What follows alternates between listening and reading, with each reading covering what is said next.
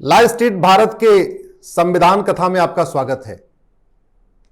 आज हम आपसे संविधान कथा में संविधान की आत्मा और संविधान के पहले फंडामेंटल राइट और संविधान के सबसे इंपॉर्टेंट फंडामेंटल राइट यानी आर्टिकल 14 की बात करेंगे। शुरुआत होती है फंडामेंटल राइट की हमारे आर्टिकल 14 से, आर्टिकल 14 से। आर्टिकल 14 क्या कहता है? आर्टिकल 14 कहता है equality before law, equal protection of law. Equality before law, इस देश के सभी नागरिक, लद्दाख से लक्षद्वीप, कच्छ से कामरूप तक सब लोग इक्वलिटी बिफोर लॉ, कानून के सामने बराबर हैं। सबको बराबर कानूनी अधिकार दिया जाएगा, यह संविधान कहता है। कौन देगा? सरकारें देगी। आप इसको समझिए पहले। संविधान अलग है, कानून अलग है। संविधान केवल एक गाइडलाइन देता है। जैसे आप मकान बनाते हैं तो एक नक्शा होता है, नक्शे में एक गाइडलाइन होती है कि किस तरीके से मकान बनेगा, लेकिन नक्शे में बाकी चीजें आपको बाद मिस्त्री को बनाना होता है। सब कुछ वो नक्शा नहीं करता, बाद में मिस्त्री को उस नक्शे के हिसाब से घर बनाना होता है।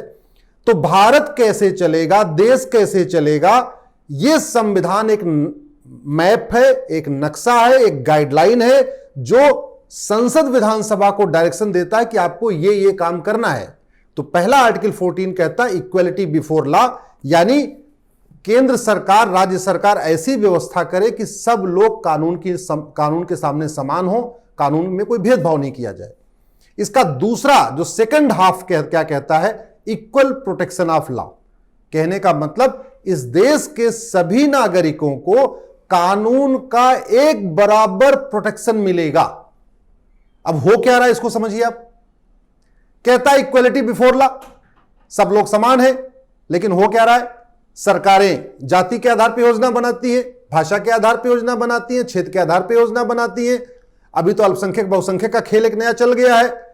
धर्म के आधार पर योजनाएं बन रही हैं, धर्म के आधार पर वजीफा जा रहा है। यह संविधान नहीं कहता। संविधान कहता है इक्वलिटी बिफोर लॉ।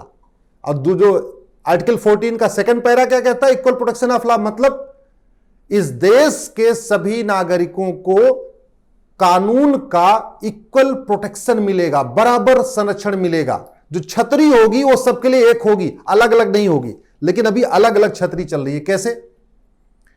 यूपी में अगर आपने झूठ बोल के, धोखा दे के शादी कर लिया तो आपको सजा मिलेगी, अलग कानून चल रहा है। लेकिन दिल्ली में नहीं है। यानी अगर आप दिल्ली में आपने झूठ बोल के शादी किया, पहचान छुपा के शादी किया, अपना हुलिया बदल के शादी किया, आप हिंदू से मुस्लिम बन के शादी किए, तो यहां कानून नहीं है, तो यहां पे प्रोटेक्शन नहीं है। इसलिए यह संविधान कहता है article 14 equal protection. Equal protection तब आएगा जब इस देश में दंड विधान एक होगा, टैक्स विधान एक होगा, पुलिस का जो कोड है वो एक होगा, तब आएगा इक्वल प्रोटेक्शन। दूसरा एग्जांपल आपको देता हूं। कुछ राज्यों ने गौ तस्करी के खिलाफ कानून बना दिया, कुछ राज्यों ने नहीं बनाया। आर्टिकल 14 कहता है equality before law, equal protection of law. कहने का मतलब कि अगर देश में जहां पे भी गौ तस्करी हो सबको बराबर सजा मिलनी चाहिए। तो जिन राज्यों में कोई गौ तस्करी कर रहा है और जहां कानून है वहां सजा मिलेगी, लेकिन जिन राज्यों में कानून ही नहीं वहां सजा नहीं मिलेगी। तो एक जगह यूपी में गौ तस्करी करने वाले को 7 साल की सजा मिलेगी, लेकिन महाराष्ट्र में गौ तस्करी वाले को सजा नहीं मिलेगी। यह हमारा आर्टिकल 14 नहीं कहता। आर्टिकल 14 कहता है इक्वल प्रोटेक्शन ऑफ लॉ। दूसरा एग्जांपल आपको देता हूं। काला जादू, अंधविश्वास के खिलाफ कुछ राज्यों ने कानून बना दिया, जैसे महाराष्ट्र ने भी बनाया है, उड़ीसा में भी है। अब वहां पे कोई काला जादू अंधविश्वास फैलाएगा तो उसको सजा मिलेगी, लेकिन वो आके यूपी में काला जादू अंधविश्वास फैलाएगा, सजा नहीं मिलेगी। यह है आर्टिकल 14 के खिलाफ। इस देश के सभी नागरिकों को इक्वल प्रोटेक्शन चाहिए। काला जादू अंधविश्वास के खिलाफ जो प्रोटेक्शन महाराष्ट्र के लोगों को चाहिए वही यूपी के लोगों को भी चाहिए, वही हरियाणा के लोगों को चाहिए, वही दिल्ली के लोगों को चाहिए। इसका मतलब अगर हम आपको नटसेल में बताएं तो आर्टिकल 14 कहता है इस पूरे देश में पुलिस के लिए एक कानून होना चाहिए। अभी क्या हो रखा है? अलग अलग चल रहा है।